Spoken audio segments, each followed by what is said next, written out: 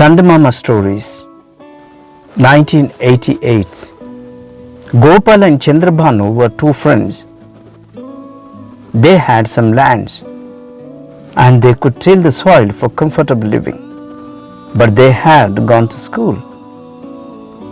They considered themselves superior to others. That is why they did not work. Let's go to the town. There are plenty of opportunities there for earning happily, proposed Gopal. That's a brilliant idea, agreed Chandrabhanu. So one fine day, the two ambitious friends arrived in the town. They paid a visit to a big office sporting an elegant signboard and announced, "We two friends are ready to work for you for a decent salary."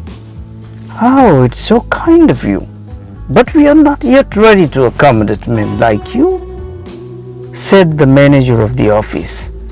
They paid visits to several offices thereafter, but there was no work for them anywhere. They spent whatever little money they had in few days. Then they lived by free food distributed by some temples and spent their nights at free guest houses meant for pilgrims. How long to go on like this? Let's try our hand a bit of robbery, proposed Gopal. That's not a bad idea. I'm sure, clever that we are, we will succeed at that, said Chandrabhanu. After some observations, they chose a lonely house situated in a narrow lane for their first operation. The house belonged to a jeweler. He had a showroom and shop in the bazaar, but he stocked his jewelry at home in a safe. All that is necessary is to take his treasure out of his safe. Then we will go over to another town and sell the booty to some jeweler there. Then we will be rich, said Gopal. That should not be difficult at all, said Chandrabhanu. At night, before the jeweler was back home, they managed to open the lock of his house. Chandrabhanu entered the house and Gopal locked it. Chandrabhanu was to hide himself inside the house. He was to mark where the jeweler kept the key of his safe. After the jeweler went to bed, he was to open the safe and take out the treasure and come out through the rear door.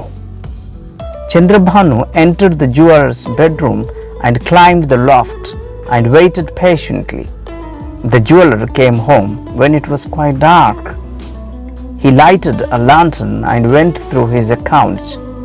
Then he retired to bed, tucking the key of his safe under his pillow. Chandrabhanu waited for him to fall asleep, but he began to feel uneasy and nervous. After a while, there was a knock on the door. "Who is there?" asked the jeweler. "Sir, I come from your father-in-law's village.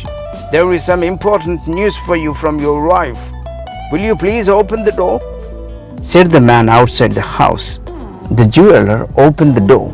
Suddenly the stranger pushed his way in, brandishing a knife, and said in a grim voice, "Now open the safe."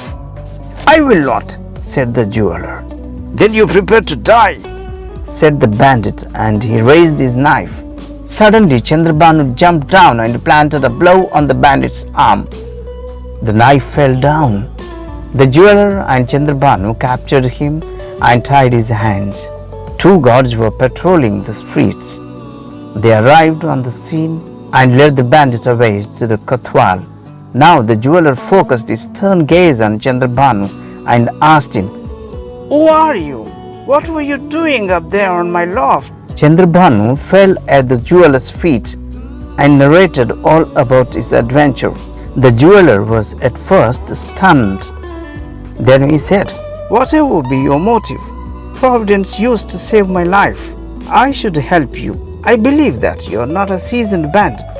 Had you been that, you would have waited till the other bandit had got hold of my treasure. Then you would have either killed him or obliged him to part with half of the booty. Sir, I could not restrain myself when I saw the bandit about to stab you," said Chandrabhanu.